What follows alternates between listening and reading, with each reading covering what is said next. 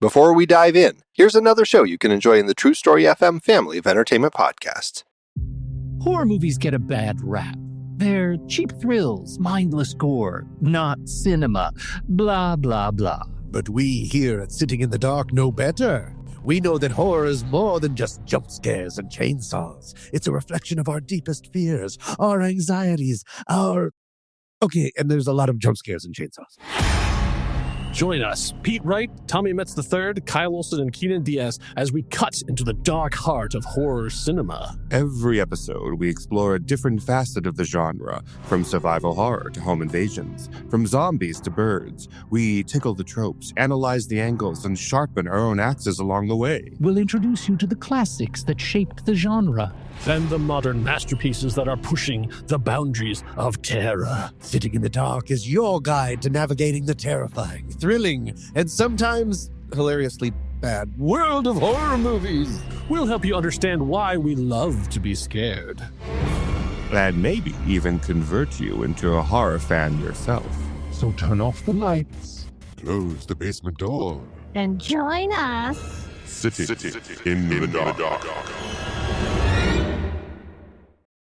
In a world where podcasts are a dime a dozen, one show dares to stand out from the rest. The Film Board, a podcast unafraid to tell it like it is. We're here for one reason and one reason only: downloads. That's right. We review new release movies because that's what gets people's attention. But just because we're in it for the clicks doesn't mean we don't take our job seriously. We're part of the Next Reel family of film podcasts, and we're proud of it. Our reviews are just as insightful and thought-provoking as any of our other film podcasts. It's just that this podcast is all about that sweet, sweet SEO. The nectar squoze from the tree of Bing. We're only human, but we're also creators. And creators eat clicks to survive. So if you want honest, unfiltered opinions on the very latest movies right on opening weekend, delivered with the self-awareness of a team looking for downloads, then tune in to the Film Board, where every download counts, but yours counts the most.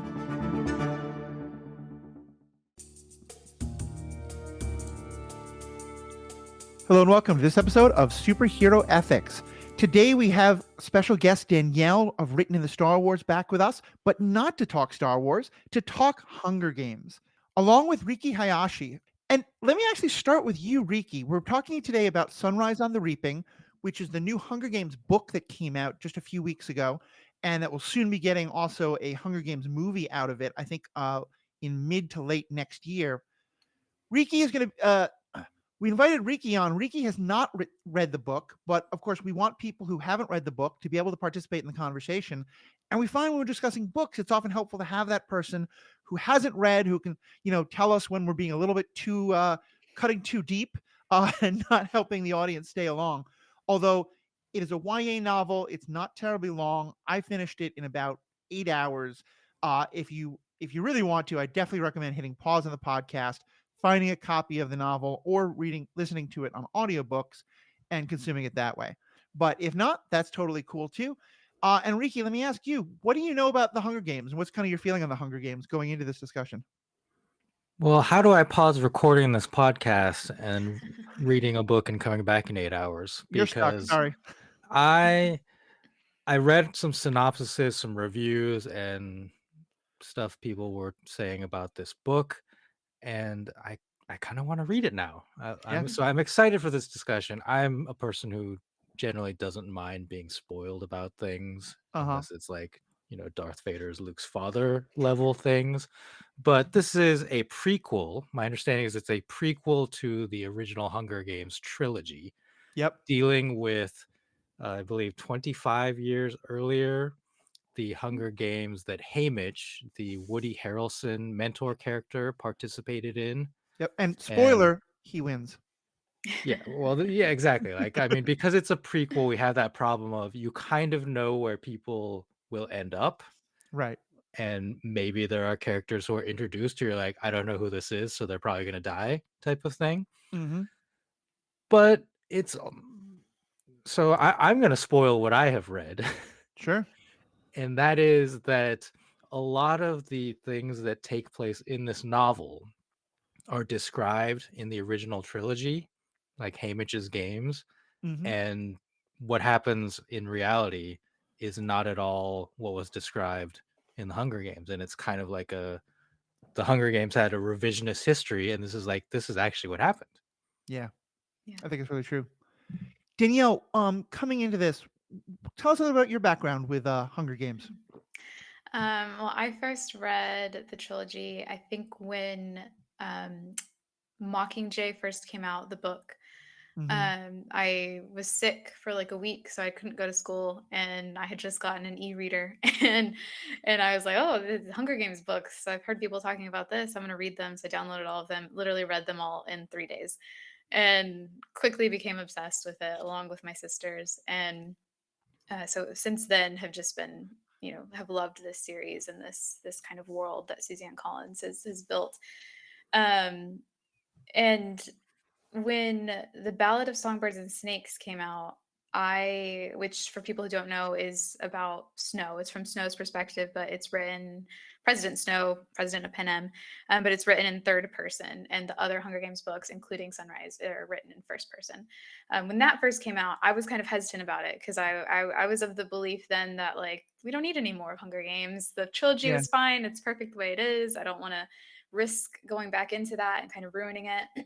And so it took me a couple of years to read that book. I think I read it like a year and a half, 2 years later, and quickly realized I was wrong. I actually really love Ballad of Songbirds and Snakes, which I think, Matthew, you and I have talked about that. Yeah, I think we've done a number of episodes on the Hunger Games on this podcast, and I think you've been a part of every single one of them. And I do remember kind of poking you to read that book and being really glad when you finally did it, because we did an episode. I think we did an episode on the movie, but also referenced the book on that quite a bit. Yeah. But yeah, I love that book. And Sunrise on the Reaping, whenever they announced it, they didn't tell us at first whose perspective it was going to be from or what it was going to be about. But then they told us it was going to be about the second quarter quell, Haymitch's games, but they still didn't tell us who the voice was going to be. And so I was kind of like, I don't know if she'll give us Haymitch's perspective, because we know the gist of what happened in his games, because Katniss watches it with Peeta in Catching Fire. We don't really need to retell that story. Suzanne Collins isn't one who tells a story that's already been told. Well, I should have known that she pulled something out of her hat to surprise everybody, which is that obviously it's propaganda what Katniss and Peeta watch in Catching Fire, and we don't know the real story, and the propaganda becomes the big theme, which we'll talk about later. But that's really speaks to what I love about Suzanne Collins and about this series in general, is that she's such a good writer. And she respects, I think, the craft of storytelling too. Like, she really views it as the art that it is, but also that there's a structure to it. There's a way to like break things down and to help things flow easier and help people understand it, not make it so complicated and convoluted, and still tell a really engaging and important story. And so I think so many people love the Hunger Games for a reason, and I think that is the start of it all. I think that is so true. And Riki, I'm really glad that was the thing you picked up on as well, even just from the synopsises you'd read, in terms of being like kind of challenging the version of it that Katniss knew and thus that we knew. Because, people who've listened to this podcast and even more so my Star Wars podcast know that I have a really high bar when it comes to prequels, especially in terms of I don't like when the prequel sets up something that kind of doesn't match with what we already have in the established canon for what comes later. And I found myself going through that same process of reading parts of this book and thinking, wait a minute, this doesn't match up with what we know happened. Is even Suzanne Collins? Oh, okay, I get it now. And I thought that was just so brilliant that she, like you said, approaching it as a craft, approaching it as the art form that it is, and really knowing like, here's the way people think about prequels, is that we are going to be, whether consciously or subconsciously, trying to match this up to the story we know. And what she's reminding you is that a part of so much of this being first person narrative is that everyone is to some extent a unreliable narrator, because sometimes they don't understand their own emotions, which I think is a really great thing they did with Katniss for so often. But also they're telling you what they experience, and everything they're experiencing is through the media that they know. And it's kind of funny too, because like she'd already done that to us. The books had told us that Area 13, District 13 doesn't exist because it was Katniss telling us and she didn't know that it existed.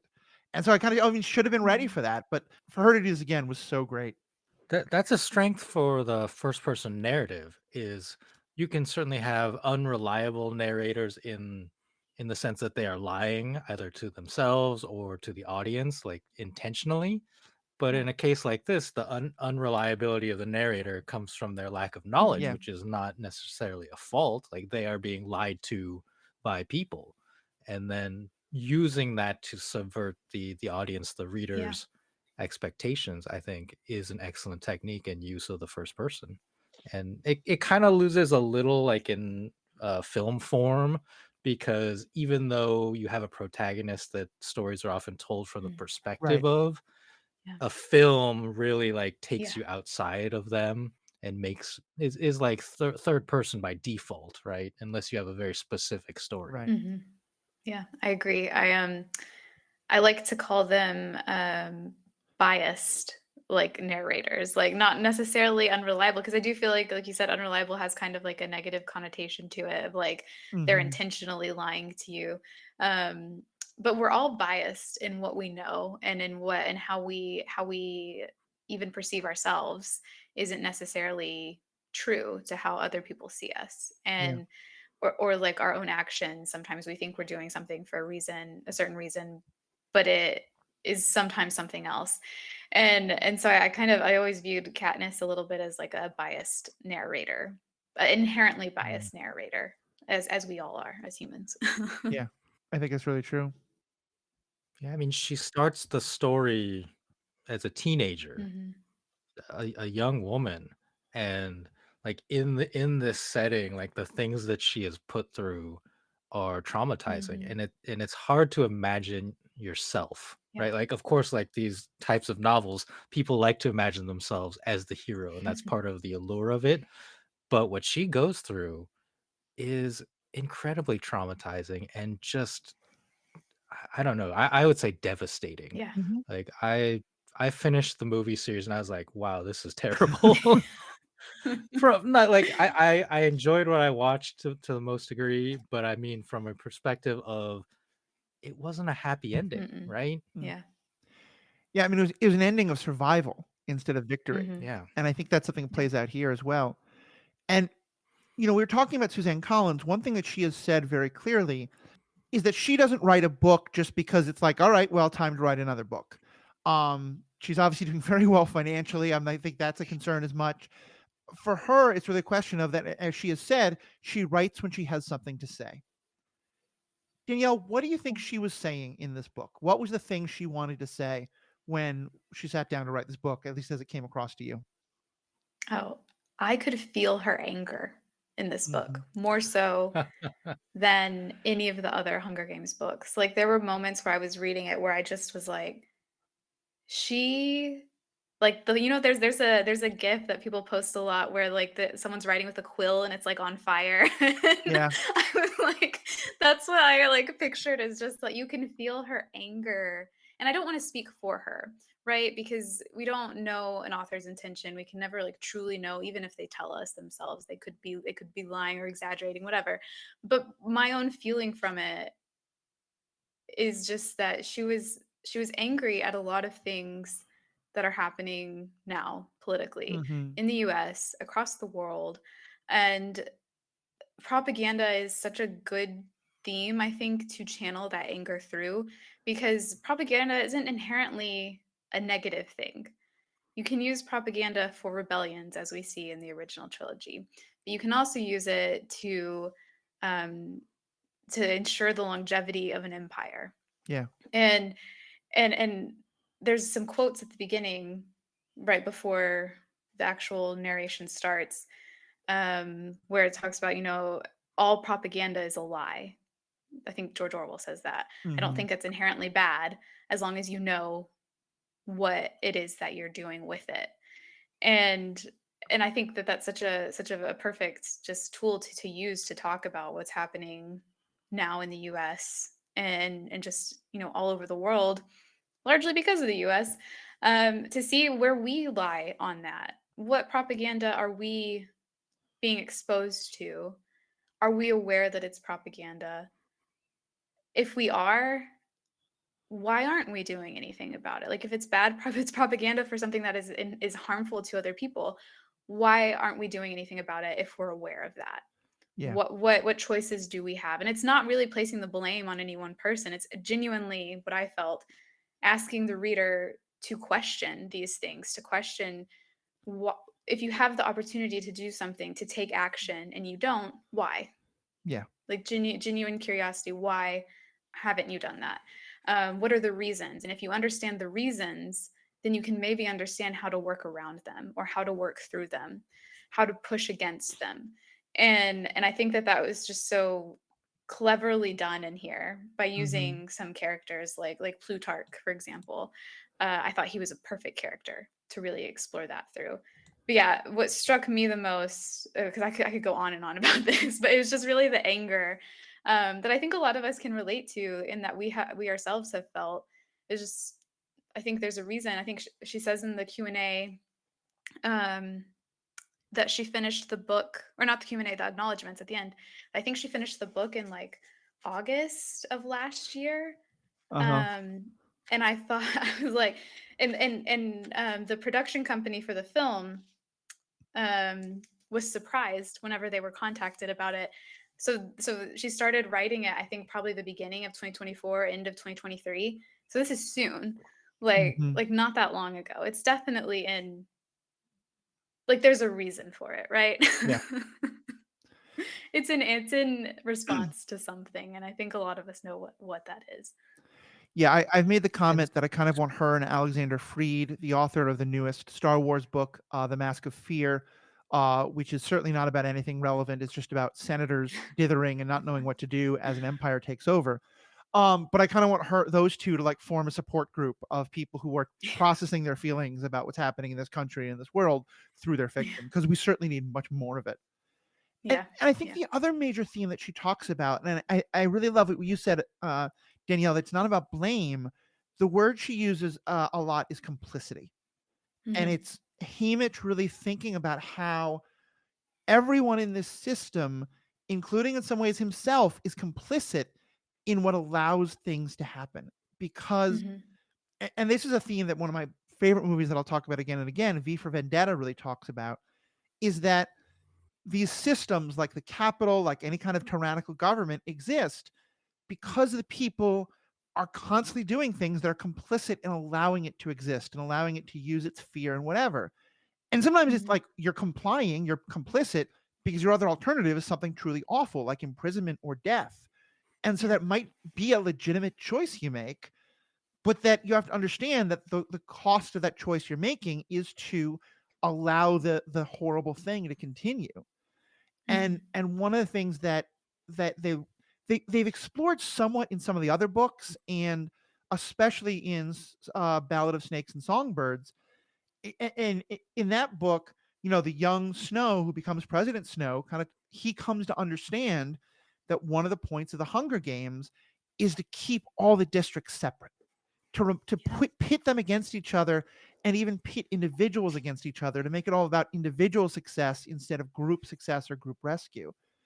And Haymitch in this book, we get to kind of see the flip side of that, of Haymitch coming to understand the ways in which he is complicit in all of this, and that pretty much breaking him in a lot of ways, of kind of seeing that even by winning, he is now going to be the victor, and he's going to be the one who, you know, shows that he is like, that he becomes a part of capital propaganda, and how he fights against that and tries to rebel against that in a system that utterly kind of is ready for that and doesn't allow him to do it in any way that matters. Yeah, I think it's really interesting. I made a video about this, about the different levels of complicity that Suzanne Collins shows specifically through Sunrise and the Reaping, but it's also, like you said, a thread throughout the other books, is how the troops themselves, and especially the victors, are made to be complicit, but how at the games, and this is a point in the Ballad of Songbirds and Snakes too, about how the games like encourage that complicity to where it's almost like the tribute's choice at that point. And we see this in the original trilogy with Katniss in the first games, her first games. There are parts where I have like little notes where she sees one of the other tributes make a stupid choice about lighting fire in the middle of the night, and she's like, I have half a mind to go over there and end her myself. And because she's so stupid, I probably wouldn't even feel guilty about it. And I was like, I have in the margins like, this is Katniss thinking how the Capitol wants the tributes to be thinking in the arena, because that is proof of Snow's philosophical ideology that once someone is put into the arena, their inherent nature, which according to him is evil, will take over. Yeah. And I think it's so interesting that we see almost the opposite with Haymitch. He goes into the games accepting that he's probably going to die. He is not trying to fight his way out of there. He has a mission, which, as we learn, is like the starts or the kind of a little bit of sparks of rebellion. He has a mission. He's going to get it done, and he expects to die on his way out. And there is no part where he is thinking, "How am I going to kill this person? I'm going like seeing a person over there. I'm going to go get rid of them now." There's no time where he's thinking that. The only time he does is whenever it's self-defense, like genuine self-defense, and he's horrified by that, like absolutely horrified by what he does. Yeah. And so I think it's not to say that like Katniss is worse or more susceptible than him, but it's interesting to see how differently this plays out with the two of them and what they both come to learn about each other in the end. I think so. So let me give kind of a brief summary of the book, and I'm just going to hit on the things that I think are kind of fundamental for understanding where it goes. It's not going to be a full plot summary by any means. Similarly to the original books, we start kind of on the day of the reaping, and Haymitch is trying to enjoy some last things, kind of checking in with people. He's quite literally woken up by a younger sibling who is worried about him, and in a way that is just very evocative of Katniss and Primrose. I literally messaged Danielle, and I'm like, page 1, they're hitting me with this, page 1. And then he kind of goes through his day of kind of checking, very much like Katniss. He goes off to the woods. He does some hunting. The person he's hunting with is the person who will become Katniss's father.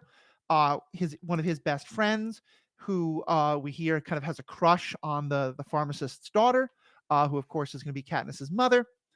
And we learn also that himself, Haymitch, has a girlfriend who is a Covey girl. Covey being the group that was kind of established as, I don't think they're actually Romani, but they are kind of like traveler kind of community in this world at the time of Sunrise of the Reaping, at the time of Ballad of Snakes and Songbirds, and are similar in this time.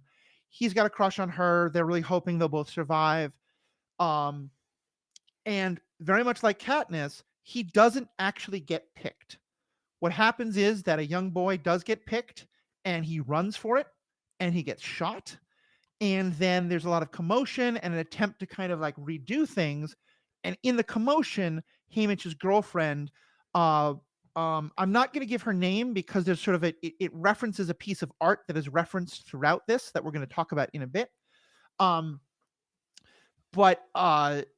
So she gets in real danger. Haymitch comes to protect her. And because of that, and because he fights a peacekeeper to do it, they just decide, you know what, we're just going to pretend that he was the one who got picked instead.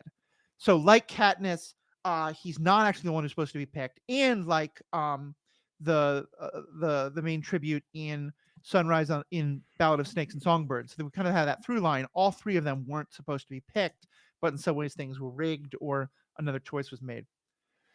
So, but he does get picked. He gets shipped off, and there's a girl who's supposed to be from their district who is very sick, having real problems, doesn't really adjust to this as well, and winds up dying on the journey. And in order to kind of like, but we still have to make everything look right, they give them a different girl who basically is like someone the Capitol has tortured for whatever reason, and have her pretend to be, I think the original character's name is Louisa, is that right? And they call her Lulu to kind of separate. Luella, thank you. And they call her Lulu to separate her. And we learn eventually that she is clearly from District 11. and that's going to play into a lot of the kind of like district against district feelings. They get to the capital. They have kind of some similar things. Because at this point, District 12 has never won, or at least not since God, what was her name? Lorna Gray? Lucy Gray. Lucy Gray, who has disappeared. The only people who can be mentors to Haymitch are former victors from other areas, who turns out is going to be Wires and Mags, who we learn about in the trilogy. And they kind of try to mentor him. He is disgusted by a lot of the things he sees. We go into the arena, and Wires has kind of tried to get him. I'm sorry, no, it's not Wires. It's the other one. It's Beatty. Oh, it's well, there's Wyrus and then there's BT. They're both in here. Oh, right, they're both his mentors. Yeah. Thank you. And Mags is kind of there. But BT's there for another reason. But yeah. Oh, that's right. Yeah. Okay. Yeah. Sorry. BT is also kind of hanging around because his son has been put into the arena in what again seems very unlikely that it was just luck, probably to punish him. And so through them, BT actually is already kind of trying to rebel. He kind of convinces Haymitch to try and do this plan to blow up part of the arena and flood part of it. Meanwhile, there's this attempt to basically combat the careers by getting a whole bunch of the non-career districts together to bound together in an alliance. During the games, Haymitch winds up going away from this, but again and again and again, people turn to him for protection. And we kind of learn that Haymitch is just that kind of like, if you think about like, the Mandalorian or Steve Harrington or just like all these characters who are like, they're going to be babysitters even though they don't want to be. That's very much who Haymitch is. And along the way, one of the other tributes from his district is Maisie Donner, who is the good friend of Katniss's mother, who got mentioned earlier, the twin sister of the person who stays Katniss's good friend. And I think this is all kind of confusing. There's a lot of references that I will talk about that in a minute. But she is very much a district girl. She's very much from the like nice part of the district.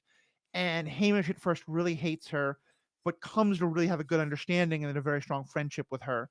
That's another beautiful part of the book. And again, it's kind of a nice thing about how the district tries to divide people in terms of like the very poor versus the only somewhat poor, as though there's a major difference between them instead of them both unifying against the capital. And yeah. And that's where I think the story really starts to diverge from what we get in the book, from what we get in the original trilogy. So Danielle, explain to us the difference. What is it that happens in this book that is so different from the way Haymitch's story is told in the propaganda that Katniss sees, in the official broadcast of the Hunger Games? I think really Haymitch's character, who he is as a person, is crafted by the capital. I think that is the main thing, apart from his mission from BT to try and blow up part of the arena and everything. Obviously, all of that's cut, but you kind of expect that to be cut. The capital's not going to show that, obviously. All of the mistakes they made that led to Haymitch being able to do what he did. But for me, the real crux of it, and I think for Haymitch as well, is how they change his character. And when he has his interview, the big interview they do the day before everyone's dropped into the arena, he has to put on this kind of persona, as everyone does, as all of the tributes do.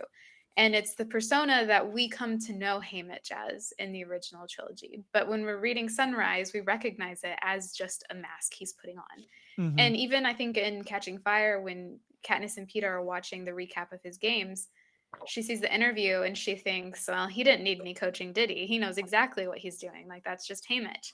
And it's really sad to me. I made a note in Sunrise that it was really sad to me that Haymitch had to be that fake persona he put on for the capital for the rest of his life. Like, for the next 25 years, he had to be that. And I think he thinks this whenever he's watching the recap of his games for the first time. Is that none of the good things he did in that arena, leading Lulu to safety, protecting her, going to look for the last remaining tribute from the non-career districts because he would rather her win than him. And all of these beautiful things that he does, dropping the chocolate down to the career tribute because Mhm. she was crying and needed a little comfort.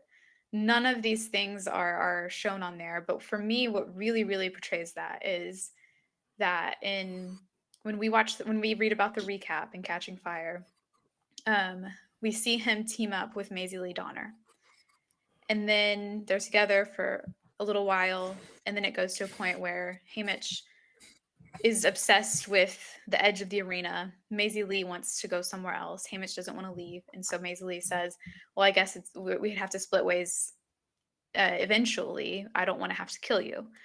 And then it goes. The next scene is Haymitch hearing an attack, and he runs, and Maisie Lee's dying. Yeah. And so you think that they actually chose to, separate. That was their mutual choice. And in Sunrise, it's such a small change, but it's really meaningful. Is that Maisie Lee turns to go, and a cannon goes off, the cannon that signifies that a tribute has died, Mhm. and they both spin around to each other because they think that they're so scared that the other one might have died the minute they took their eyes off of them. And Haymitch says, "Are you sure? Are you sure you want to go?" And Maisie Lee's like, "I don't know. I'm gonna go get us some food, and then we'll talk about it again." And that's when she dies. Yeah. So they didn't decide to go separate ways. They didn't decide to split up. They were gonna stick together until the end. And like I said, it's a small difference, but it speaks so much to this sense of loyalty based on affection and not just logistics, not just Mhm. strategy, that the Capitol wants so badly to deter anyone from thinking about, even within their own district. Like, of course, they're not going to want people to think that about people from different districts teaming up, but even within their own district, they don't want to show any sense, like really a sense of unity while they're still alive for affection's sake. Very much so.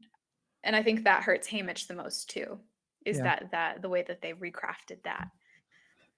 So, Riki, we've just dropped a whole bunch of plot stuff to help make sure that everyone else in the audience is keeping up. Do you have questions you want to ask, or comments, or thoughts, or what the hell did we just talk about? Anything like that? Well, I mean, it's too many characters Yeah, there's a for me lot.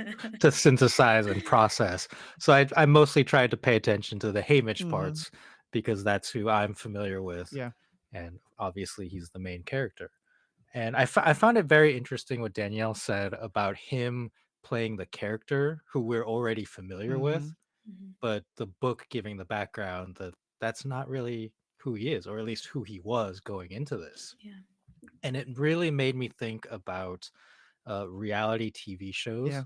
I've been watching one on Netflix called $1 Million Secret, which is similar to The Mole, and it's a social deduction reality TV show where you're trying to figure out which contestant is the secret millionaire Mm.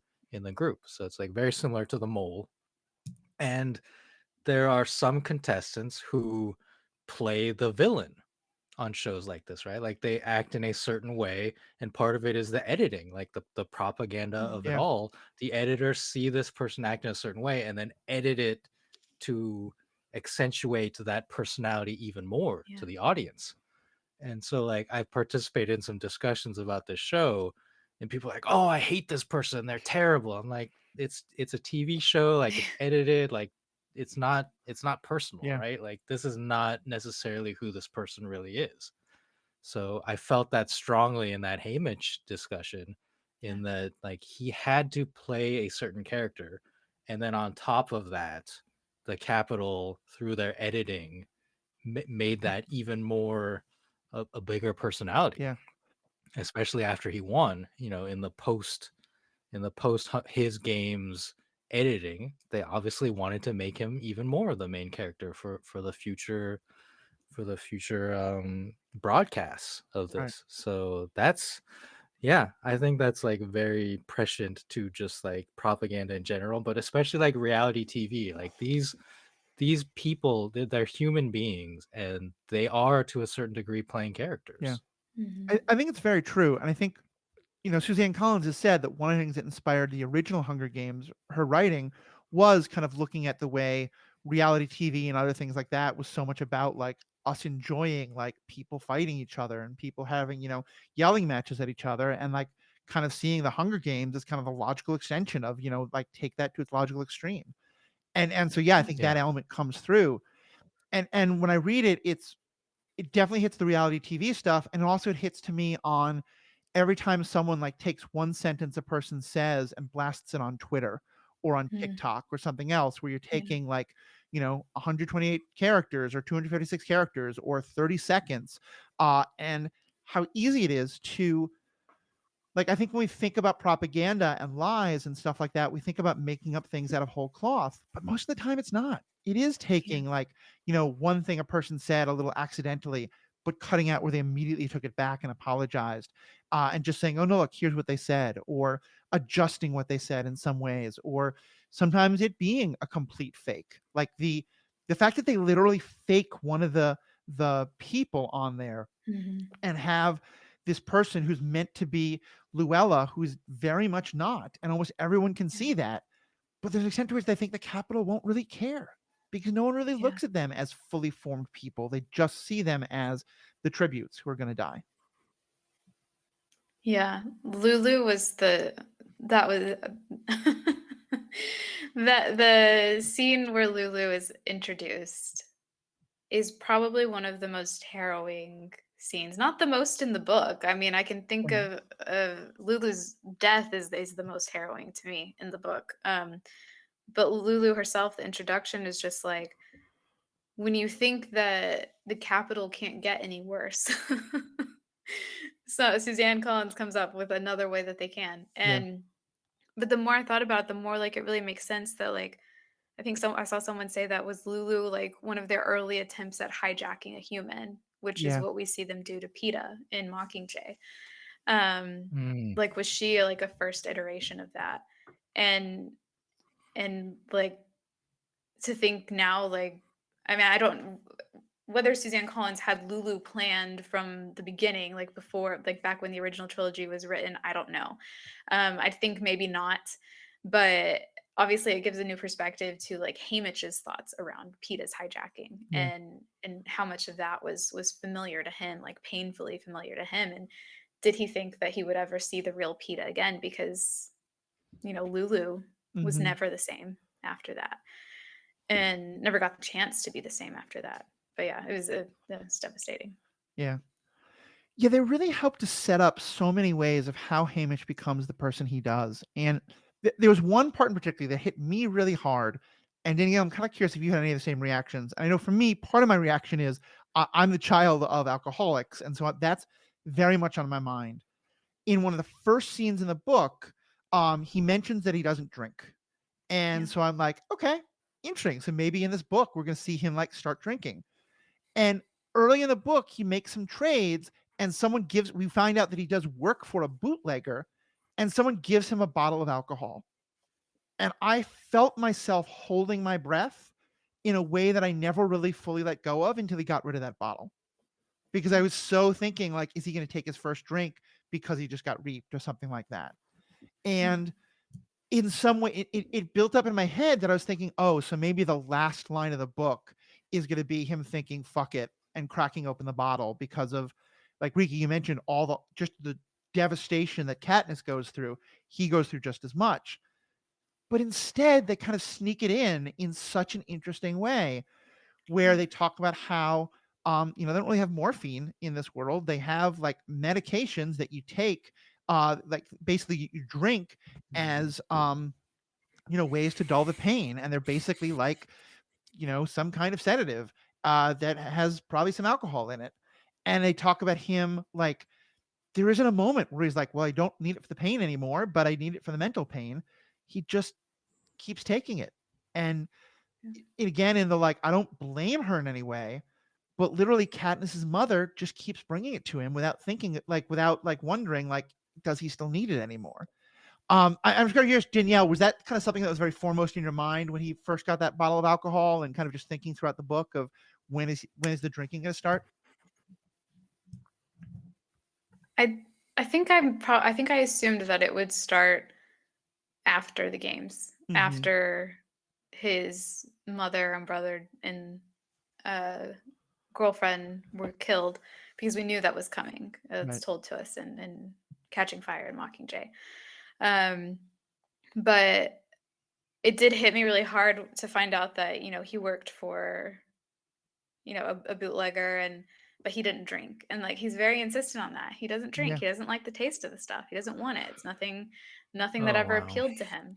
And so what hit me when I read that was, this is another thing that the Capitol has taken from him. Yeah. They've taken his ability to enjoy life without being numb to it. And I think that is a tragedy in itself. And I don't know that I felt negatively towards Astrid, Katniss's mom, simply because it's one of those things that, like, Katniss and Peeta don't try to stop Haymitch from drinking. Yeah. They encourage it, actually, because of how awful it is for him without it. And granted, that was because they do try of to 20 stop plus him at years. first, but then they see how awful he is. Yeah. Yeah. And I think that maybe with Katniss's mom, it was kind of probably similar. Like, who am I to deny him this thing after everything he's been through? Yeah. Like, if he wants to self-medicate in this way, like, who am I to take that from him after everything in his life has been taken from him? And I think that maybe once they realized that he wasn't going to try to take his own life, that maybe they were like, well, what else is he going to do? Yeah. And so I kind of can understand that, of being like, wanting to give him as much comfort in whatever way he can get it. Yeah. Might be something that they viewed as we can't stop that from him. And then like, also, to her credit, they stopped seeing Haymitch after several months because of what he did to them. And so there wasn't much chance, I think, for her to really try and help, because being around him became a danger to themselves as well. And I just think that is just like the tragedy, is just he used to have so much enjoyment of life, Yeah. and he didn't need this to help him through it. Yeah. And the Capitol took that from him. No, I fully agree. And I'm shook, y'all. I'm shook. Just listening to you talk about it, because obviously, like, we know in the original trilogy how much he drinks. Yeah. And it's kind of an essential part of his character. Yeah. And to understand, like, the journey he went through to reach that point, and to start from a sober perspective, like, that's really tough. Yeah. So I have a question, maybe, that perhaps will lead to a larger discussion. Let me just quickly respond to that, what Danielle said, because I do totally agree. And it's not that I blame her at all. It's just, to me, it's one more part of the complicity. It's one more part of like, they live in a world where this is the only kind of self-medication that's available, where there aren't better alternatives of, pain medications or sleep aids or stuff like that, because, so it's all part of this piece. And exactly. So yeah, Riki, now go ahead and ask your question. So earlier, Danielle, you commented on like how good of a writer Suzanne Collins is. And I'm certainly getting that from you two. I get that from like all of the reviews I read. And this is a young adult series, right? Like that's how it's built. That's how it's organized on the shelves. Right. But there are other young adult series that have been turned into movies that are not so well regarded, like as books, like as the actual written text. Like, oh, like the writing's not good, but we like the story type of thing. This seems like an outlier. Like these sound like they are really well written books. Yeah. Like, would you agree with that assessment? Yes. I mean, I actually think that, where do I start? Okay. First, I think that Suzanne Collins writes in first person better than almost anyone else in our modern time. I think she understands the strengths of first person POV and also the weaknesses of it. And I think she uses the weaknesses to make it stronger, actually. There's a part in Mockingjay where I think a lot of people's criticisms of first person, mine included, with some, underdeveloped writers, is that it can tend to read like a log of what has happened, like Yeah. what that person's day is like. And Suzanne Collins uses that to describe Katniss when she is at her absolute worst mentally, where she cannot notice the specific, like, as usually Katniss is very descriptive in her how she notices things, how she notices a room, how she notices a person or something that's going on. But when after Prim dies and she is just, she's heavily medicated and she's just wandering around President Stowe's old mansion, she doesn't notice any of these things. We just get that she walked into a room and there was this thing over there, and then all of a sudden she's in another room, and then she's walking down the hall. It's very, very, like, it's like a log of what she's doing. But then slowly over time we get those descriptions back. Yeah. And to me, that is such a masterful way of using what most people criticize first person for to actually strengthen who Katniss is as a character, our understanding of Katniss and our ability to be in her head. And so for that, like, I think that she has a firm grip on what first person is and should be and can be at its best. But I also think that she is so familiar with how to tell stories to kids that doesn't, like, sugarcoat things, but also is really easy for Yeah. them to understand. And I've seen other people talk about how the Hunger Games and even still Sunrise and Ballad being shelved as YA and being so accessible to students, most importantly, being published by Scholastic, which has incredible access to schools Yeah. and young kids, is intentional, is very intentional, so that these stories that are so important to have from as young as possible are getting to these students, and that it's not clunky, it's not difficult to understand. The flow of this is so good.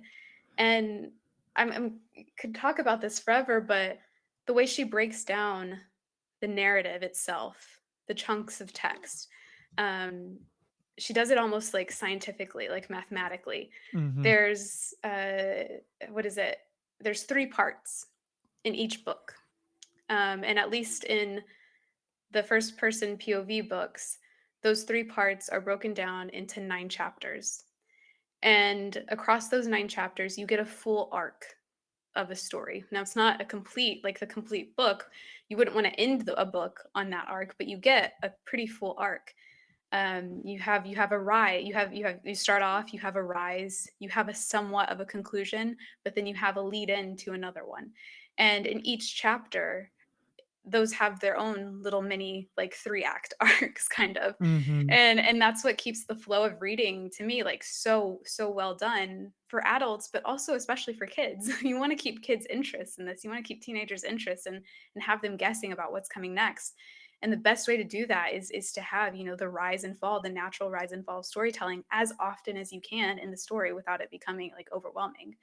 And I was interested to see if she would do that for Sunrise too, and she does. 3 parts, 9 chapters per part, a 3-act part with a 3-act story within each chapter, almost. Yeah. Definitely within each act. And I just, like, to me, like, I don't know, I didn't appreciate that as much as a kid, like the structure behind it, but I knew that I kept reading, kept reading.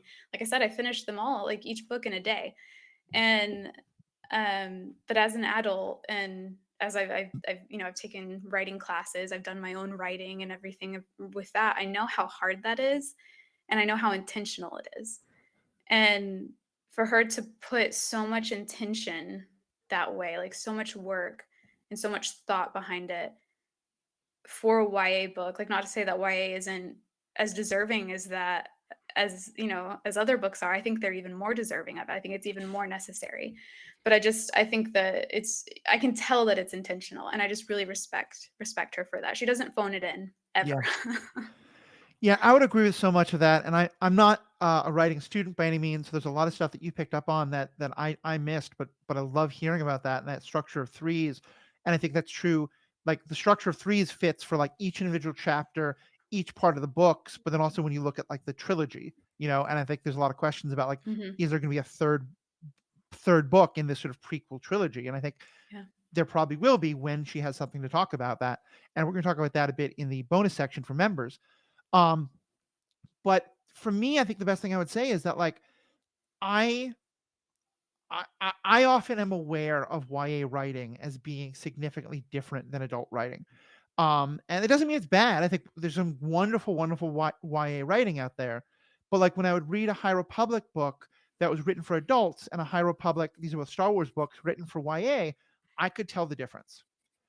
When I'm reading a work by Suzanne Collins, most of the time I completely forget that it's a YA book until we get to a romantic scene where the book will emphasize, and then they were kissing and kissing. And by the way, did we mention like they never say making out, they never talk about hands. Like it is very clear that all they ever do is kiss, which is it. I think as I understand it, like that's fairly chaste even compared to most YA standards today. But I do think it's fairly intentional to make that not be the focus. And that's my only reminder. And I read this book and then almost immediately read the Star Wars book, which is an adult book. But I didn't feel like there was any real difference in really the only difference is length. And I love that Star Wars book, Mask of Fear, but my God, is it long. And while I would like a little more of the Hunger Games books, I could have used with a lot less of that Star Wars book. So yeah, for me, I think it's a great question. And I think all the stuff that Danielle said about the writing, but I also think it is obviously written for the teenage attention span, but it never feels dumbed down in any way. Yeah. There's so much complexity. There's so much nuance. The only characters who let me say this again as to the POV thing. I think a lot of times what YA means is that you get less nuanced characters and characters who are more two-dimensional and more like this is the love interest, this is the villain. In Suzanne Collins' books, especially in this one, I think you get that, but the reason they appear two-dimensional is because our point of view character is only looking at them two-dimensionally. And that so often when our character gets the chance to know them better, like with Maisie Lee Donner, they actually develop into a much more rounded character. And so it's kind of a way to get away a little bit with some of that, like, oh, this is just a kind of, this is just a bad person or whatever, because our character just doesn't see them more than that, instead of the narrator telling you that, a third person objective narrator. And let me actually use that to talk about the character of Maisie Lee Donner some. Danielle, not to talk, but to put it on to Danielle. Tell us a little about Maisie Lee, because I know she's one of your favorites. Yes, I love Maisie Lee Donner, which is funny. And because I was going to comment when you brought her up that, Suzanne Collins doesn't do she doesn't do two-dimensional characters. There's not a single character in any of her books that is two-dimensional, which I think is just another, sign of her talent. But Maisie Lee starts off as, I think it was probably a bit of a surprise to people that Haymitch does not like Maisie Lee at the beginning. And we'll come to understand that most of District 12 doesn't like her. That she's a real brat and snooty and thinks that she's better than everybody else, and gives really mean nicknames to people. She calls Haymitch Itchy Haymitchy when he had what was it? There was it was like flea season or something. I can't remember what exactly it was, but so she's been really mean to the other tributes from District 12 before, so they don't really have any kind of feelings towards her. And for those who don't know, I think you explained this earlier, Matthew, but just to reiterate, Maisie Lee is the aunt of Madge, who in the books is the girl that gives Katniss the Mockingjay pin. Right. So if you've seen only the movies and not read the books, you don't know who Madge is, because she's not in the movies. But she gives Katniss the Mockingjay pin before she leaves for the games, and tells her that it was her aunt's pin first, and she was also in the games. And that's the last we hear of Maisie Lee Donner until this book. And so you go in kind of expecting like, oh, this is someone that I'm just gonna have like real kind of feelings about. I'm gonna love, and of course I do love her, but she starts off like she is just a real brat. And I think a Regina George could be an appropriate. yeah. But what's interesting is that as soon as they're on the train to the Capitol, all of her meanness is directed to the Capitol people. It is not, she actually sticks up for and defends all of her District 12 fellow tributes. Right. Anytime someone from the Capitol says something mean to them, she's like steps in and is like actually and gives them the most the like most insane reads ever. Like she is the queen of just takedowns of people. And she just really sticks up for everyone, herself included, and that continues throughout the rest of it. And she is actually the one who, when they're in the arena, encourages Haymitch to not let the Capitol use them. Mhm. And it's very much kind of like how Peta is like, I don't want to be just another piece in their games. Maisie Lee is that dialed up to like 10 to 100 even. And as you mentioned earlier, Haymitch really comes to love her. They call each other brother and sister in the end. They're family. And it's a really beautiful evolution. I think she probably has the best arc in this book, Maisie Lee does. Just because it's not what you would expect from when you first meet her. Yeah. And in the Q&A, Suzanne Collins talks about her and says that Maisie Lee is the angriest character she's ever written. And when she's in District 12 before the reaping, that anger manifests as meanness. But once she's around the Capitol, she knows that the Capitol is who has made her life terrible, has made her life less than it can be, less than what she wants it to be. And so she knows exactly who the real enemy is, and she directs all of her anger to them the second that she is around them. And I think that that's just speaks to her character a lot. Like I think it reminded me a bit of like, when you're in school, there's someone who was maybe mean to you a few times or wasn't the best, but then you kind of learn something about them or meet them on different grounds later on, and you realize like who their real character is and who they really are, and that meanness was just a mask for something else. And that doesn't happen all the time. Sometimes people are just mean, but sometimes there's more to them than that. There's a lot more, and I think Maisie Lee was a perfect example of that. Yeah. I think you put it so well and hit so many of the points that I think are so important about her. And it really, to me, feels like a commentary Suzanne is making about it. Yeah. It really feels to me like a commentary that Suzanne Collins is making about how easily we are divided by propaganda, because yes, in the world of the district, Maisie Lee's economic circumstances are significantly better than they are in for someone like Haymitch, who is very much the seam, which is the neighborhood that Katniss also grows up in. It's like the poorest area of this district. But it's like sort of like, if Haymitch is 1% of the capital, she's maybe 3% of the capital, compared to their wealth. And that, to me, one of the most striking scenes is that one of the first time that she turns that anger towards the capital is when they're on the train and they're being treated pretty badly, being taken to the Capitol, but they're all given sandwiches. And they're just, kind of like, if I went to a conference, someone handed me a sandwich just wrapped up in paper, I'd be like, okay, yeah, that's what we're doing. But she's like, no, we all should get plates and we all should get nice silverware. And Haymitch is baffled at first. And at first is like, why is she worrying about this frou-frou nonsense when we're all about to go die? Until he listens to her explain that, no, the point is that, like, we need to still be respected. They need to treat us like people. And that for her, these things matter because that's how you show that you're still a person worthy of respect and of decorum. And it's just kind of this beautiful reframing of all. And that's why I made the Regina George comment, because obviously, like in Mean Girls, part of what's about is like reframing how we look at those divisions. And that everyone probably has more of a story than we think about them as. And so it just is a classic story that I love how they change it in that way. Mm-hmm. I'll also say I appreciated that you mentioned the brother and sister, because it is a nice part of the dynamic, but it also kind of felt like Suzanne Collins saying, I am not creating another love triangle here. He is just in love with his Covey girl back home. That's all that's going on. Please don't think that that's what's happening here instead. So I thought that was a nice way of her just being like, nope, cutting that off right at the pass. Yep. Think what you want, but in this canon, they're family. Exactly. Yeah. So in the bone, I mentioned that we haven't even gotten into the name of the Covey girl who he's in love with, who comes to a very tragic end.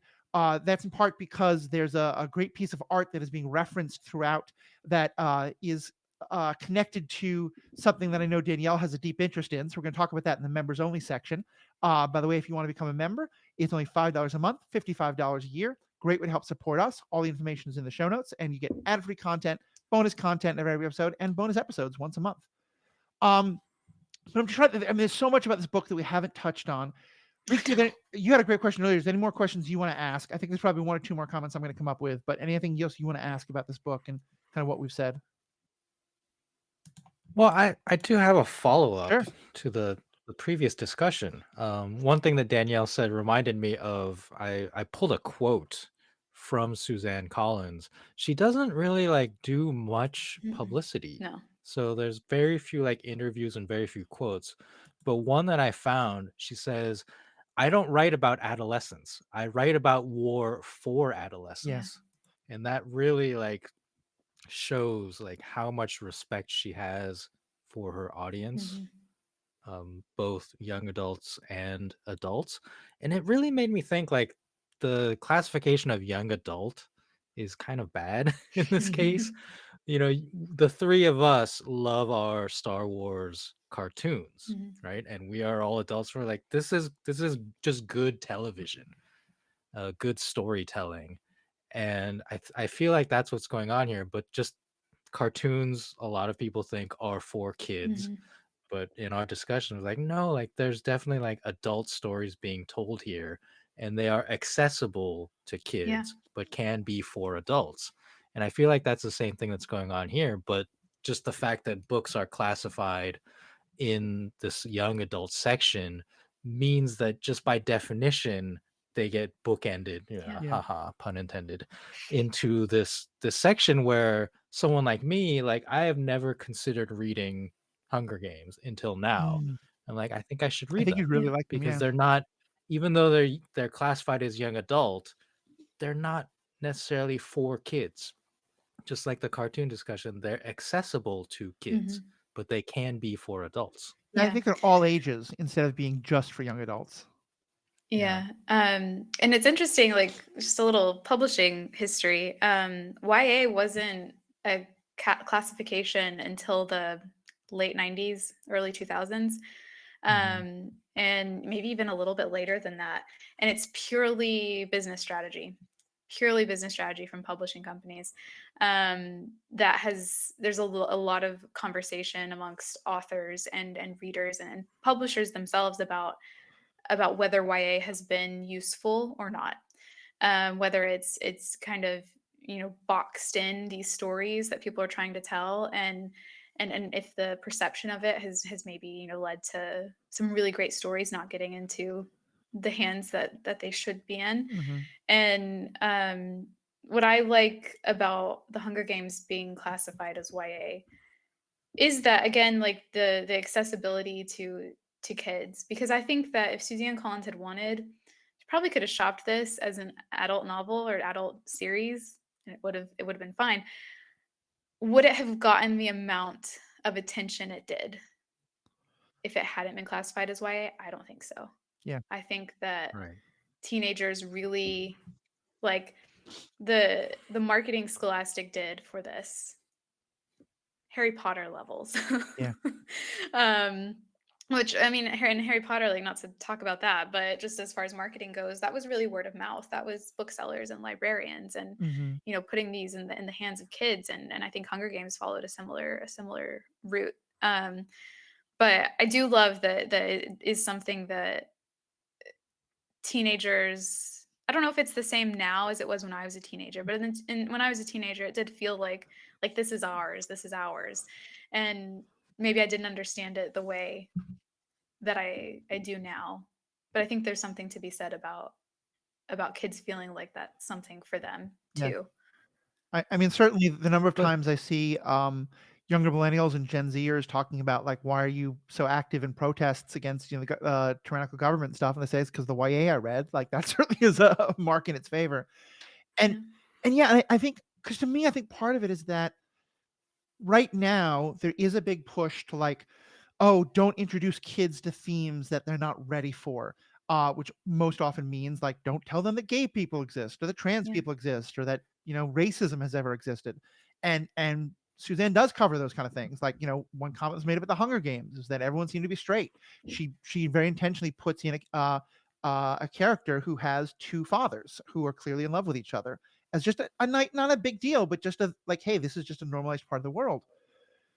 But I think one of the things that Suzanne Collins is really getting at in her books is like, as you said, it's a book about war for adolescents, because the thing is that in our world right now, war is happening to adolescents. The bombs in Gaza and Yemen and all over the world don't like say, oh, well, there's a teenager in this building, we're not going to bomb there.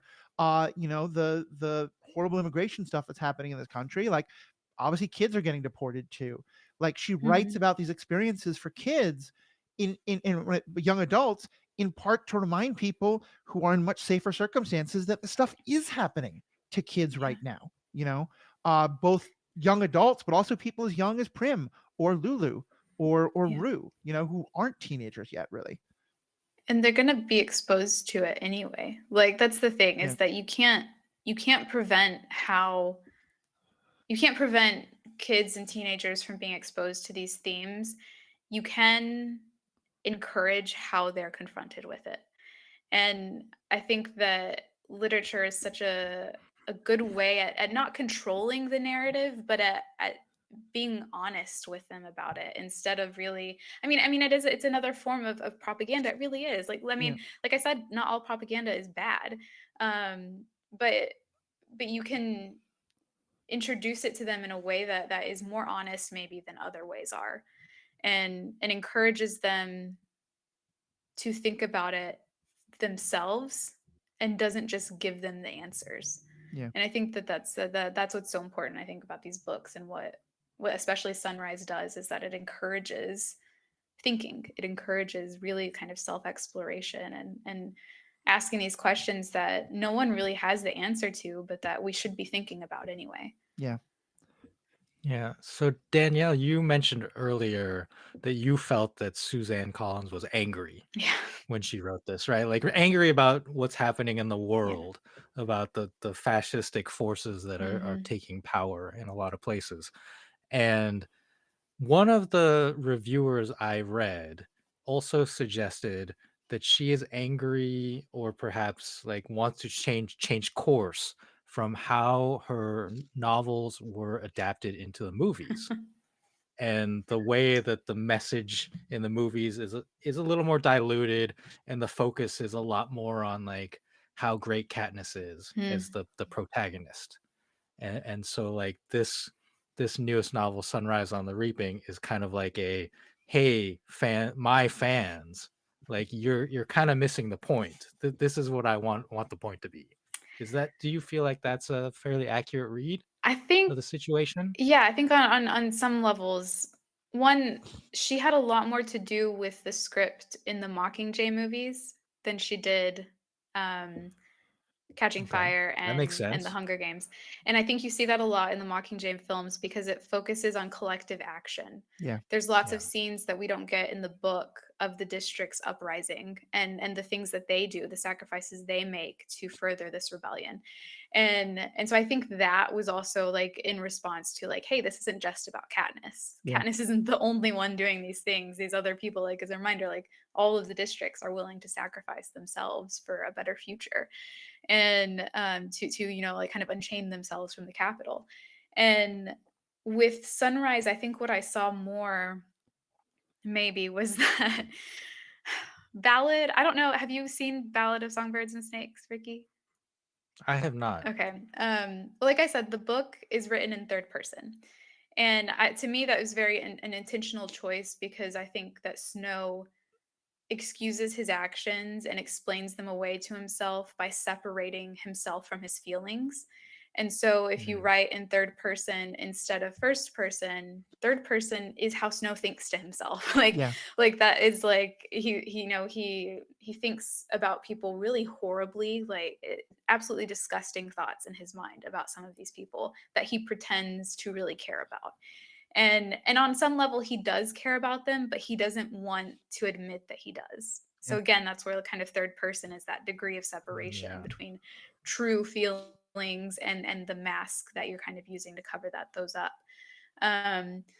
And but you still get, like, you get all of his awful thoughts, all of his really ridiculous reasoning for his actions.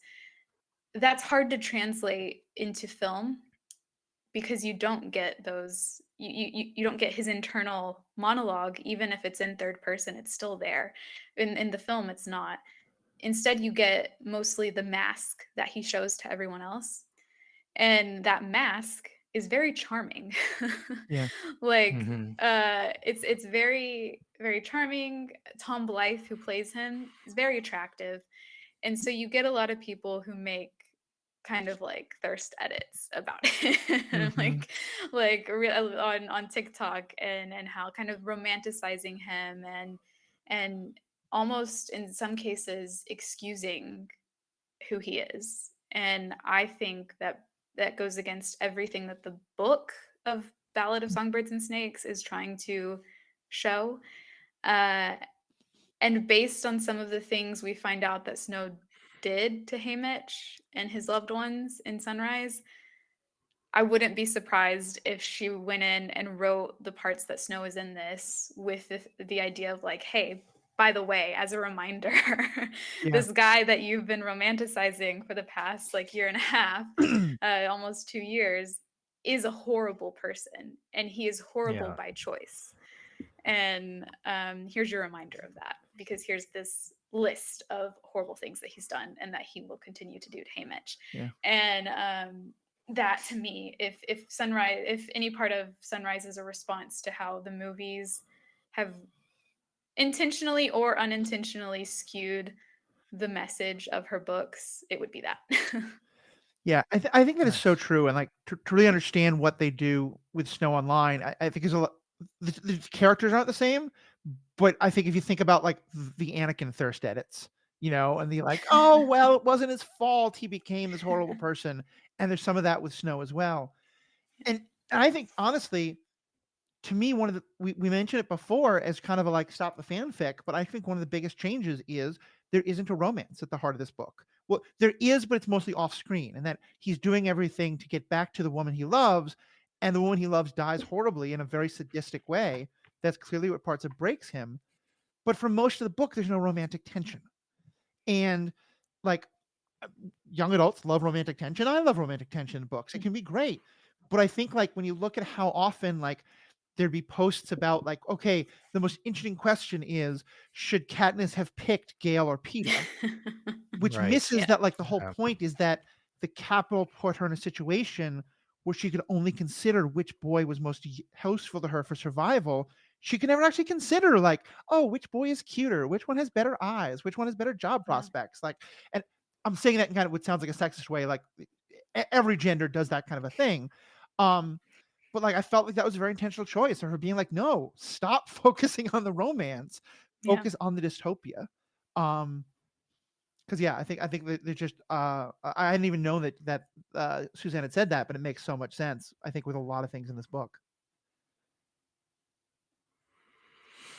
Yeah, there's a certain irony to any fiction like this that tries to tell people to focus on the dystopia, to focus on the fascism like in your life, but then becomes so popular that it itself is a distraction from what's going on in our lives. And I think that's unavoidable. That's just like popularity and how media works. But something like this, I think, like is well written enough that you can still focus back on that, right? I think that's what's going on here, and that's what has me most interested in actually reading these, is that she is the author herself, knows what she's doing and is making deliberate choices to keep the focus on certain things and not get distracted by the team PETA aspect of it all. I think she is, and it's a learning process, I think that's one of the things the book is about, is also, like I said, because there is kind of a proto-rebellion in this book, and it fails miserably. Yeah. And part of it's about how people learn about that. And so I want to bring up actually is one of the last things, because we've already gone long and we're probably going to go longer, but I do want to start wrapping. So eventually, one of the complaints about the book is that a lot of characters who we see in later books show up. And some of them like have to, because it's already canon. Like, for example, there's a scene in Catching Fire when she's watching the video of Haymitch's games and she recognizes her mother as one of the best friends of Maisley Donner. So like that was already in there. But like, Haymitch is best friends with her father, and we get to see them romance. We get all of the people who are mentors to Katniss, are mentors to Haymitch, are people who we will later see in those books. Mags and Beatty showing up, and Wires, and all of them. When the person who goes from the Capitol to get the tributes is a real screw up, who steps in, but a young Effie. And I don't want to get into the cameos discussion nonsense, because I think a lot of times that's in bad faith, and like cameos happen all the time. There's nothing wrong with that. Yeah. For me, at least, though, I didn't love it because it did make the world feel very small. Just in terms of like having it be like it made District 12 feel very small. It made it feel like I liked some of it, and some of it I think was necessary. But I'm curious, Danielle, your thoughts, because I've heard you defend it from the cameos conversation. But I'm curious what you thought of in terms of like, would you have liked to see more characters, more newer characters, to remind you, like there were a lot of other tributes, there were a lot of other people in District 12, or did you like it being so self-referential to other characters we've seen before? I actually thought that it made sense because District 12 isn't big. Like District 12 is actually very small. Katniss comments on this in the original trilogy when her and Peeta are on their victory tour. She notes that District 11 and I can't remember which other one, but some of the other ones are massive compared to 12. Right. And that really, when she walks around, there's no one that Katniss doesn't know in 12. Like there's no part where she, is there's just this random person. Like she knows everybody, and like it really seems like District 12 is just this really close-knit community, to the point of even like close-knit in the sense that like not everybody loves each other, but they all know each other well enough or have heard of each other to the point where they are they're each other's. Yeah. And so that made sense to me. I think it would have made less sense to me if there weren't as many people that we had heard of before that were being referenced, because 24 years is a long time, but it's also not that long. I am realizing that again, as as I get older myself, is that these people are still there. They're still in Katniss's life. It makes sense that they would be in Haymitch, especially because they're both from the Seam. Right.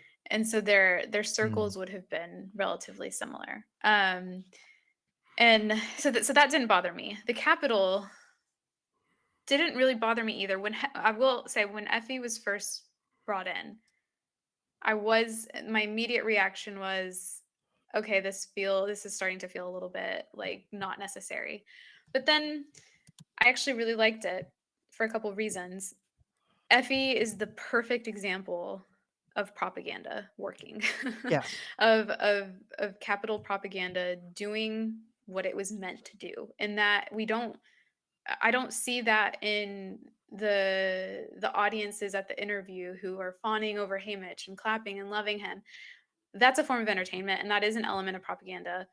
But what propaganda genuinely wants, and how it becomes so long lasting, is that it genuinely gets people to believe what it is telling them. And for the Capitol and the Hunger Games, what they want people to believe is that it is absolutely necessary to peace. It's absolutely necessary for peace in Panem to last, and for there to never be another war, for there to never be any more disrupt. There has to be the Hunger Games. And Effie has bought into that, as Haymitch says, hook, line, and sinker. Yeah. And the crux of her character is that she's not a horrible person. Like she doesn't relish the thought of the Hunger Games. She doesn't relish the outcome of them. She doesn't celebrate people's deaths, but she still believes that it is an absolute necessity to the longevity of Panem. And it takes her a long time to kind of deprogram herself from thinking that way. And we never really even see her the outcome of that in the books. And so to see her in this made absolute sense to me, because there's no character I can think of where it would have hit hard, like as hard as it needed to, than Effie for how propaganda is working in the Capitol at this time. But also on top of that, you introduce that, and then you have to introduce some reason as to why we shouldn't despise her. Yeah. Why we shouldn't, be like, oh, I can't believe she's almost like the worst. And it is her kindness, her genuine kindness to Haymitch during his lowest moments. And I think there was some comfort because Haymitch goes through so much in this, like he's a punching bag in this almost, for the amount of trauma just kind of thrown at him left and right. The comfort, I think, at least for me, was knowing that he has had a familiar face that entire time, at least. Someone who is genuinely kind to him and who may be annoyed at him for his antics the longer that his alcoholness continues, but who has been there and who extends a kind hand to him every now and then, and that is Effie. And so in that instance, I went straight from being like, I don't know if she needed to be in this, to being like, there's no other character who needed to be in this more, I think, actually. And the other Wyrus and Mags and BT being in it, again, I think that their purpose was to show that these people have been trying for so long. Yeah. And at least two of them aren't going to see the outcome of everything they've worked so hard for. They're not going to get to enjoy a Panem without the Hunger Games. Yeah. But they did everything they could to ensure that it would happen for someone. And they didn't let this instance that didn't work bring them down. Yeah. They just tried harder and they kept going. And I think that is such an important message for young people, especially, that just because one doesn't work doesn't mean that the next one won't. And you keep going and you keep going. And so you kind of need those characters that people are already familiar with to make that message work.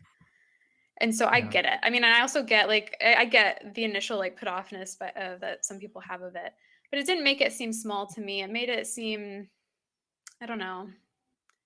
It made it seem real. But I also think that you talk about smallness of it is, I don't think the Capitol is huge. I don't think it's a huge place. I guess I'm more. I think you're making a case I completely agree with. I think it's more small temporally, in terms of because we also get when we meet Snow, his mouth is bleeding because he has just poisoned somebody, which is something that gets referenced later. So, but no, I think you make really good points. It wasn't my favorite, but I can really understand where you're coming from with that. Yeah. I think the word I would use is connected. Yeah. Right? Instead of making the world feel small, it makes it feel connected. And especially for these characters that will become a part of a successful rebellion later on, you want to see those connections and understand how each of those characters reach this point. And of course, in our favorite property, Star Wars, we are also seeing that. Yeah. With Andor, we are seeing the connections that are being made between disparate rebellions and rebels and characters and how they all end up on Yavin or wherever within the rebellion. So I enjoy that. For me, when I think of a cameo or that makes a world feel small, in Rogue One, the character of Dr. Evazan, right? The I don't like you either guy from the cantina, just randomly bumping into Cassian on Jeddah. I was like, at first I was like, oh, it's that guy. And I did the point. And I was like, what is he doing there? Why is he in this? Yeah, that's a good example, actually. That's fair. All right, last question I'm going to throw out, and then I promise we're going to wrap this up and do a quick bonus member section. You talked, Danielle, earlier about how there are so few two-dimensional characters. and that we do get to see so many point of views. And what came to mind is the one point of view I think that we very rarely get to see much of. We see little bits of it here and there, but the one group I feel like that has really still been demonized by our point of view characters and hasn't gone into too much detail beyond that are the careers. And Suzanne's not going to write another novel again until she has something to say. And I think when people hear a career novel, what they really want is Finnick. I don't think we're ever going to get that. Some indications have been made. But for me, at least, I feel like the point of view character that I most want, because I feel like we haven't gotten enough from their perspective, are the careers. Just want to throw that out and get any comment you have. Yeah, I think that the way that Suzanne Collins shows the humanity of the careers is so interesting. In the Hunger Games, like the original trilogy, you get the moment when Cato, like at the very end, Yeah. in the books, Cato is terrified of the mutts that are going after them. And so much so that he like goes straight past Katniss, doesn't even try to kill her because he's terrified of them. And then in the end, he's like begging her to kill him. Yeah. Because he's being torn apart by these mutts, and it's a slow, painful, awful death. And Katniss in that moment is like, she doesn't see Cato, or she doesn't see a career, she doesn't see an enemy, she just sees like a kid Yeah. dying, and that could easily be her. And she, puts him out of his misery. And in this book, that moment is with the career who, like, it's just Haymitch, Welly, another little girl from one of the other districts, and one of the career tributes left. And Haymitch and Welly are both up in a tree. Welly is not long for this world. Haymitch is trying to nurture her, and at the bottom of the tree is the career tribute, and she's crying. Haymitch hears her crying. And him and Welly have just been sent some chocolate in their parachute. And he drops a bit of chocolate down, and the crying stops. Yeah. And for that moment, for those few hours of that night, they're not like tributes. They're not competitors. They're not enemies to each other. They're just kids who were terrified and who have been left alone. Like, this career tribute had a partner, and her partner's been killed, and she's all alone now. She doesn't even have another, a person who she's aligned with to comfort her. And that was so heartbreaking to me. Like, I cried during that scene because it was just like, I cried because Haymitch is such like pure goodness in him really like shined through there. But also for the career tribute, who is just a kid. And a lot of people speculated that the way that she kills Welly, which, by the way, earlier I said Lulu's death was one of the most horrific in the book. No, it was Welly's death. Sorry. The way that she kills Welly is so awful. But a lot of people have speculated that she did that to make up for that like weakness, like quote unquote weakness that she showed the night before. Mm-hmm. And I think that that's true. And it would be really interesting to get like a point of view from a career tribute, because of how they're raised. Yeah. How they're raised to view the Hunger Games as another form of propaganda. Like, they've bought into what the Hunger Games are, what the Capitol wants the tributes to view the Hunger Games as, which is a lifeline and something to aspire to some greatness that makes you like a warrior, a king in your own right, essentially. And the careers have, by necessity, but then sometimes willingly. Mm-hmm. Yeah, I'd love to see that. Yeah, as the audience surrogate here, I had to look this up. The career tributes are the contestants, the tributes from the lower number districts who have basically trained for the Hunger Games and have like used the privilege of their districts to be like super athletes, like Pan Am gladiators. Yeah. And they actually volunteer for the games because they've trained for them, and many of them win because of that advantage, versus people from the higher number districts who are selected by whatchamacallit, the reaping. reaping. Yeah. Yeah. Yeah. I think the official careers are 1, 2, And and 4. 4. Yeah. 3 interesting left out because they're like technology, Yeah. and they trained for that instead. But yeah, Finnick famously is one of the Mhm. careers. And I think that's such a great point that you bring up, Riki, because it's one last part of propaganda. One of the best kinds of propaganda is showing that there are people who like the system and that they are willingly consenting to the system as though that means that the system is okay, because you're not showing how much they were brainwashed into that. And so I think one of the justifications given sometimes for the Hunger Games is, look, the careers want to do this. They're not being forced into it. And that if only the other districts could see that this is consensual, they're all happy to be a part of it. And I think, well, that it's the consent of, highly propagandized, very limited options kind of a thing, where someone's setting up a winner and a loser, but you're both still trapped in this game that you actually have no escape out of. What is it that Using I think Snow says in one of the movies? I think it's the first Hunger Games movie, because it's not in the books, obviously, because we don't get his perspective. But he tells Seneca Crane, the head game maker of Katniss's first games, that you have to give them just enough hope to get them to buy into the system, but not too much hope where they start to question it. And I think that that's what the careers are a part of, that little bit of hope, that almost like climbing the like social ladder, like the dangling fruit, like you can have this, but actually you can't. Yeah. You will never be at this level. You will always be something else. Yeah. And I think the comparison I made to American Gladiators is apt, because they were presented as this like physical marvel Yeah. that the normal, quote unquote, normal contestants would try to beat. But as we have learned later on, like they were taking steroids and they had unfair advantages. Yeah. Very much so. Well, it's been a great conversation. Thank you both so much. To our listeners, thank you as always. I will say that I read parts of the book, but also a lot of it I listened to on Audible. I have a subscription to Audible, which means that I get a certain number of credits that I get to use once a month, as well as discount on all the books. And it, like so many books on Audible, it was just wonderfully produced. We have a link in our show notes if you want to get a subscription to Audible. I think you get a little bit of a discount. We get a little bit of that money back. And just, if it's hard for you to read books, because it's hard just to sit down and open up a book, audiobooks are things I can listen to while I'm driving, while I'm doing the dishes, while I'm doing laundry. It's just a wonderful way to make the written word a part of your world, if sitting down and reading a book is a little harder for you. So I definitely recommend that. Recommend, again, becoming a member. Most of all, though, thank you so much for listening. May the force be with you. May the odds ever be in your favor. Get that right?